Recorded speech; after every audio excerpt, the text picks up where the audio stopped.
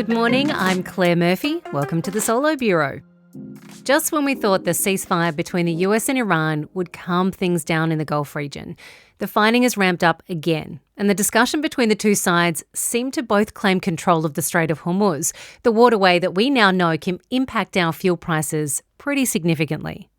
So what does this latest escalation of tensions mean for the rest of the world? And who really controls the strait? We'll get into that in a little more detail later this morning. But before we do, here's what's been happening while you were sleeping. It's Tuesday, July 14.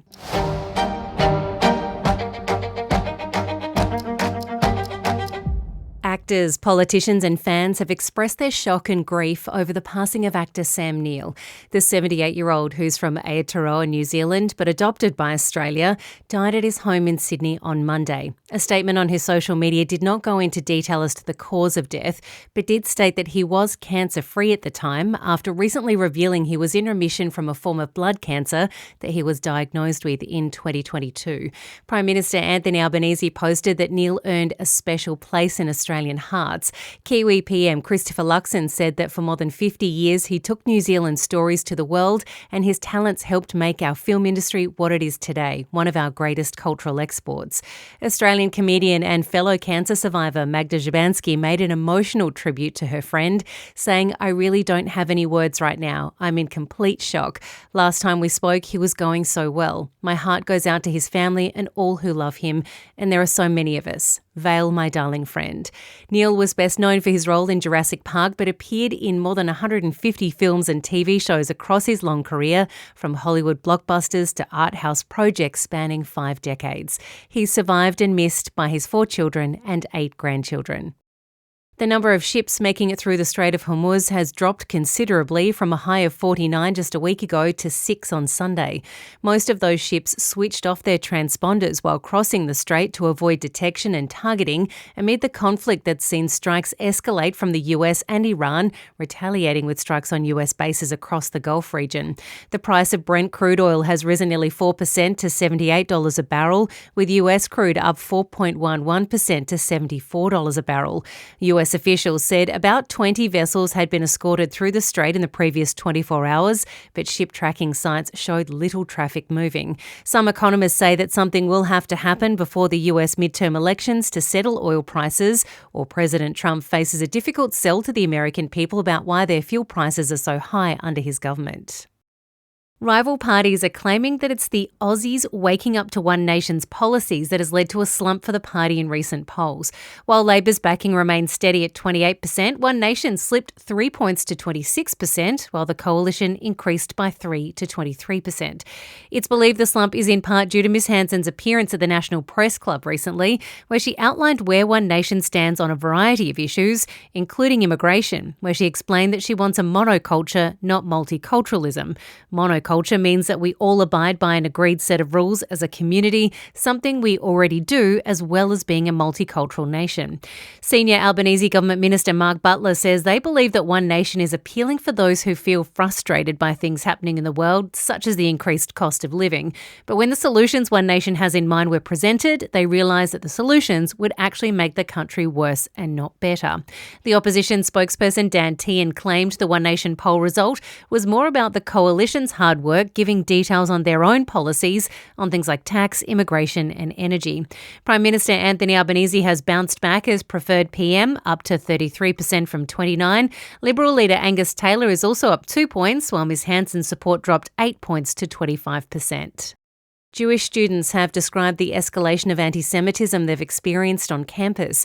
Speaking to the Royal Commission into Antisemitism and Social Cohesion, this week's focus is the lived experience of both students and staff on university campuses. One woman described how the low hum of antisemitism escalated to Nazi gestures and salutes and being called a baby killer. Another student explained how the university they attended and worked at did little to respond to accusations that students had been performing a Nazi salute, calling the response lacklustre and offensive, only giving the students a verbal warning.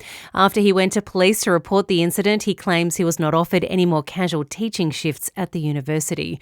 The Commission also heard from pro-Palestinian activists who defended their right to free expression in protesting the genocide in Gaza. Home Affairs Minister Tony Burke has revealed that the government is keeping track of the last of the so-called ISIS brides who's yet to return to Australia. Mr Burke explained that they are aware of Hoden Abbey's location after the order stopping her from returning to Australia on national security grounds was lifted. She is originally from Western Sydney and has allegedly been threatening other women, arranging marriages, and is accused of beating a Yazidi slave who was bought by her husband when she was aged just 9 or 10. Miss Abbey is facing possible arrest on her return home. Mr Burke saying that anybody who made a decision to go and join ISIS made an absolutely horrific decision, and the government has no interest in helping any of them back.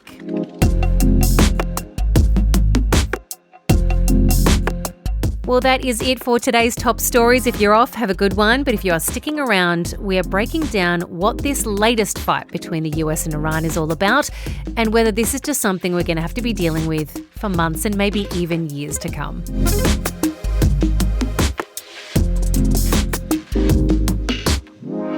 The war between the US and Iran seemed last month to finally be winding down.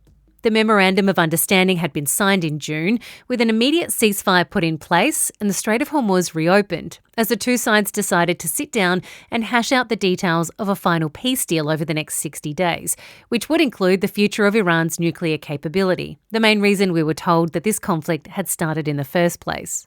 But a pattern that we'd seen before the MOA was signed reappeared just over a week later. Iran attacked ships traversing the strait, saying they aren't travelling the pre-approved route along their coastline. The only way, they say, is safe passage. The US retaliates with limited retaliatory strikes before Iran then hits US bases across the Gulf region. They then return to the negotiating table. Now, this pattern continued until very recently, when US President Donald Trump stated that they were losing patience with the Iranians and that they were not upholding their end of the deal.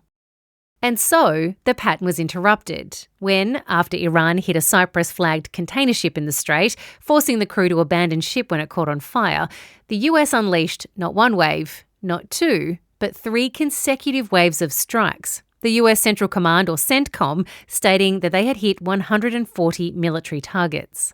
And that is what the Iranians have to know. If they try to close it down, there's going to be a response for the American military. It's that simple. That's the deal. They can either follow it or they can have exactly what happened to them last night. It's just going to keep on happening until they open up that lane and stop shooting at ships. It's simple. That's US Vice President J.D. Vance. Iran confirmed the strikes had targeted military sites, saying the strategically important Qasem Island had also been hit, the territory that sits at the very top of the strait.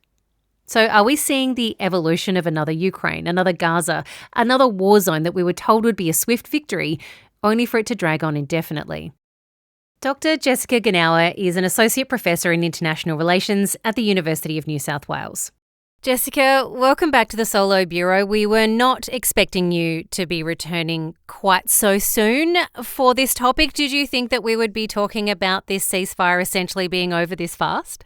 So I think that there were a couple of ways that this could have gone since that Memorandum of Understanding was signed on the 17th of June. There was definitely one option that we could have seen a more prolonged period of calm, because the Iranian regime was really given a lot in that Memorandum of Understanding. They were given a guarantee of lifting of sanctions, sort of guaranteed by the US. There was also this idea that there would be a massive, $300 billion reconstruction fund that would be set up at a future stage for the Iranian regime. So a lot of economic relief and incentives.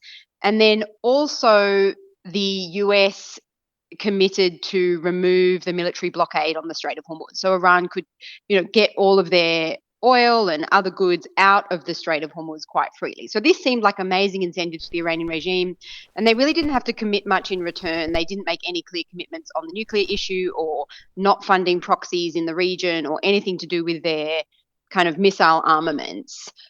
So there was definitely the possibility that the Iranian regime could have said, this is the best deal we're ever going to get. The US just really basically unilaterally wants to withdraw themselves from this war. We're going to have these incredible economic benefits. Let's just keep it calm for a few months. And that was, I probably would have said on the 17th of June, I would have said that's the slightly more likely option, just because Iran got so much from that MOU. But then the other option, which is the pathway that it looks like we are headed down now, is that because that memorandum of understanding didn't actually deal with any of the kind of deeper antagonism and contest between the US and Iran. So, the way in which the Iranian regime has kind of built its whole identity around resisting the US, and the way that the US still wants to have some kind of leeway within the region, has led to this sort of second pathway that we're now clearly headed down, where those underlying tensions are still playing out over the Strait of Hormuz. So essentially, the latest contest and these most recent strikes are all about kind of a competition for control between primarily the US and the Iranian regime over which route shipping is going to take in and out of the Strait of Hormuz. So the Iranian regime wants them to take a route that kind of hugs the Irani coast. There's another route that hugs the Omani coast, which is more internationally endorsed and also endorsed by the US. And that's where the Iranian regime has started shooting live fire on vessels that are taking the Omani route, essentially saying it's more important to us to have full control over the Strait of Hormuz than it is to keep the peace and ensure that we get the kind of economic benefits that were promised in the MOU. The 60 days of discussions that kicked off after that MOU was signed, for all of us looking from the outside, it looked like they were at different discussion tables. Like, they come out, and Donald Trump has even said this in interviews where he said, we go and we have talks and we make deals, and then we come out and Iran says we didn't make deals, that we didn't have those discussions. It's kind of hard to draw a line here because the White House has been known to embellish or not tell us full truths about things, but also the Iranian regime is a very strict dictatorship with very severe controls over the flow of information. So who do we believe on where these discussions are actually going? So I think that one way to understand this is through the lens of how political leaders think about their sort of domestic political interests, which are sort of really driving them at home, and the way that they message domestically. So this is kind of one set of concerns for not just the Iranian regime, but in particular the people who've gone to those negotiations, and then what they might feel happy to say inside a negotiating room, behind closed doors, in person, where it's not being recorded, it's not going to get out to the press. So, and then I think on the US side, there's also that kind of tension between domestic concerns and what they say domestically and what they might say in the room, but it sort of looks a little bit different. So, on the side of the Iranian regime, the negotiators who are going into those negotiating rooms are actually really putting themselves on the line in many ways. So, not just in terms of maybe their political futures, but even in terms of their physical safety, because there are definitely, whilst everyone who's going into those rooms is relatively hardline, they're ideological, they're sitting very far to sort of right nationalist kind of contingency. But essentially, within the Iranian domestic context, in particular, since this war with the US, the regime has come under even closer control of the Islamic Revolutionary Guard Corps and has gone even more towards sort of being captured by hard right ideological parts of the regime. So those negotiators have to message when they get back home. It's almost risking their life on the line if they don't message to domestic constituencies. We resisted the US, we didn't capitulate, we didn't give anything up. So we do sort of get this weird kind of what they might say in the room and how reasonable they might be in the room, and then what they might say publicly to a domestic audience once they get back home to Iran. And then similarly on the US side, we know that Trump has been known to make quite big bombastic statements. So it could be that, J.D. Vance or others from the US administration might have taken part in discussions and said to President Trump, they seem quite reasonable, they're happy to talk to us in the room, they might concede on this, that, or the other, and that then Trump could definitely go out into sort of the US domestic media environment and say, we're really close to a deal, they're going to give us everything, they're very compromising, they're really willing to cooperate. So I think on both sides, we're getting a little bit of broken telephone where what happens in the room is not quite what the Iranian side are saying once they get home, and it's not quite what Trump is broadcasting either in the US domestic context. Jessica, what we see when things escalate between the US and Iran is that all of those Gulf states surrounding Iran that have US military bases then get drawn in and targeted. Why do none of them retaliate at times like this? I mean, obviously they have a relationship with the US, they are hosting bases on their territory. But if you're being fired on by a neighbour, would you not retaliate? Why are they staying so neutral in this? So the Gulf countries are in an absolutely terrible position. I mean, in many ways, I would say the Iranian people and surrounding Gulf countries are probably the biggest losers out of this whole war because the Gulf countries, they're geographically very, very close to Iran. So any kind of hot conflict with Iran is bad news for them. Like, so if they retaliate and things escalate, that is bad news for them no matter what. Their whole economies are built on having a secure, safe environment where, they can get financial investments, they can stimulate tourism, etc. So for the Gulf countries, the absolute worst case scenario for them is that a hot conflict escalates with Iran. So they are trying to avoid that however they can. And if it means taking a few hits and really just hoping that all of this is going to blow over and trying to sort of frame it as, well, that was the Iranian regime trying to hit the US military bases in their countries, but we ourselves are not at war with Iran. Like, none of them would want to put themselves into a category of being in direct war with Iran, because also the Gulf countries are very soft targets. They don't have the kind of sophisticated air protection that they would need in order to truly defend themselves from the Iranian regime in a full conflict. So even the handful of missiles that Iran has shot into Gulf countries have done significant damage, not so much in terms of necessarily the number of lives lost, even though every life lost is a tragedy, but in the way that that can fully disrupt their economies. So for the Iranian regime, for the Gulf countries, their primary interest is just to try to sort of bunker down and hope that this will pass over. Now, unfortunately, with what's happened in the last few days and the way that it looks like we're actually going to see continuing tensions over the Strait of Hormuz, continuing sort of tit for tat strikes between the US and Iran going forward, it doesn't look like the US is going to be able to fully extract themselves from the region in the way that they had wanted to.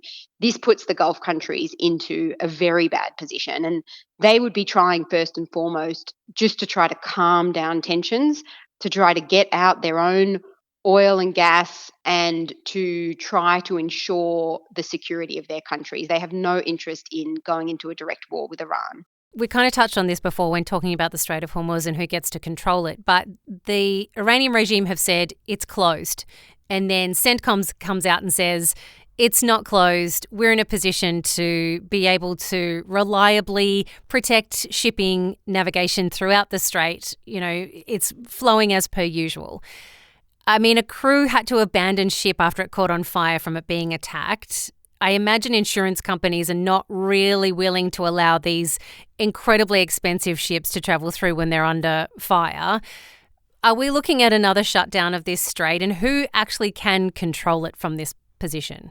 So CENTCOM has definitely shown that they cannot guarantee 100% the safety of vessels going in and out of the Strait of Hormuz. And that's because they're using very different military strategies to Iran. So they would need to use full military force to accompany every single ship and try to guarantee its safety. Whereas all as Iran needs to do is to have some small, light attack boats that might even look like fishing boats in the Strait of Hormuz. You can't stop every single fishing boat just in case they're not really a fishing boat.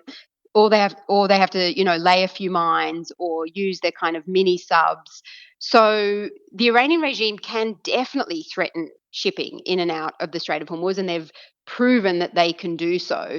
So what this means in practice is that the Iranian regime, it's not that it exactly controls all of the shipping, but it can make it too dangerous for ships to want to go in and out. So by just attacking one or two ships, they basically grind all shipping to a halt because the insurance companies aren't going to want to, provide, or the insurance premiums will be too high for vessels to want to go in and out. And then, of course, also the crew on board. So even if it's only, let's say, one person out of every, 100 that goes in or out who actually has a direct risk to their life, That's not a kind of a, proportional sort of threat or risk that a regular civilian crew member of a vessel is going to want to take. Like, you don't usually expect to have to be putting your life on the line to get, oil or other goods in and out of a waterway. So essentially, in practice, the Iranian regime can and does and has shown that they can stop shipping by threatening just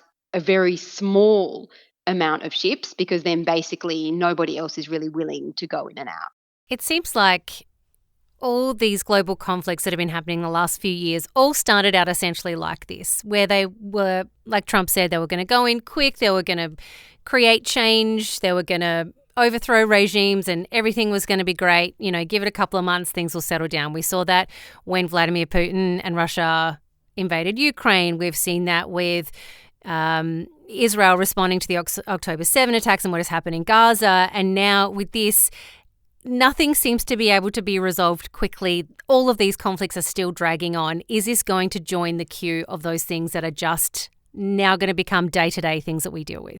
Yeah, I do think so. Like, after the 17th of June, I would not have said so necessarily. I would have said it could go either way. But after what's happened in the last few days and the way that the Iranian regime has acted, so they've shown that it is really important to them to feel that they have full control over shipping going in and out of the strait, and that the vessels only use their sort of endorsed route that hugs the Gulf of, the Iranian coastline, which will not be acceptable to the US. So after what's happened in the last few days, I would say absolutely, this is unfortunately going to be a conflict that is going to drag on and is going to sort of show up periodically in our news cycle, but will be something very clear and present for Gulf countries, other countries in the region. And I think also with those other conflicts that you mentioned, this is really the paradox of having massive military capability and overwhelming military force. So talking about countries like the US, for example, or, countries that sort of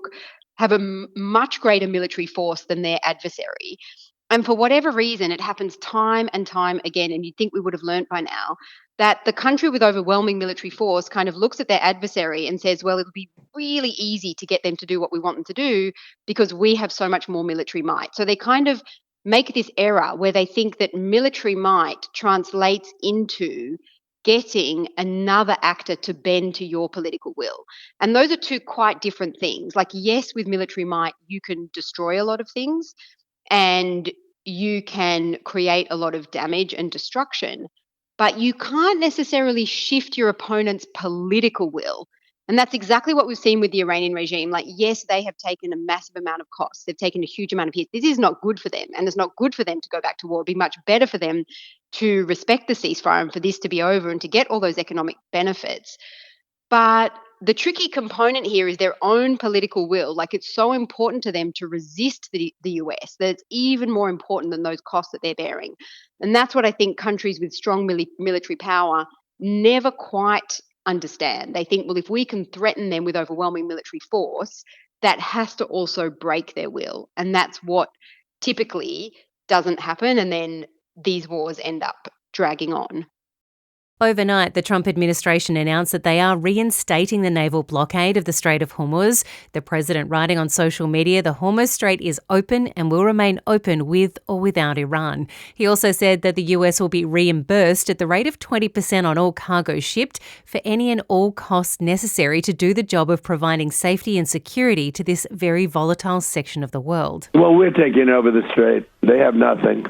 But we had a deal. What nobody knows, we had a deal. It was a done deal.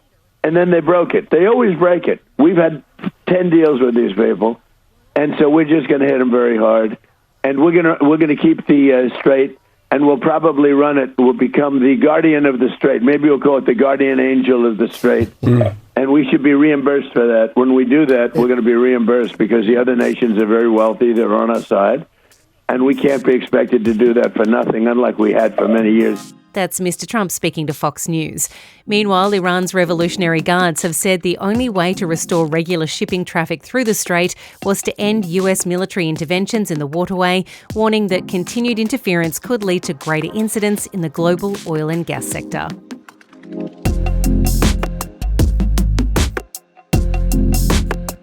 Thanks for hanging out with the Solo Bureau today. No agenda, no AI, just news. And I mean that. Have a great day. I'll see you tomorrow.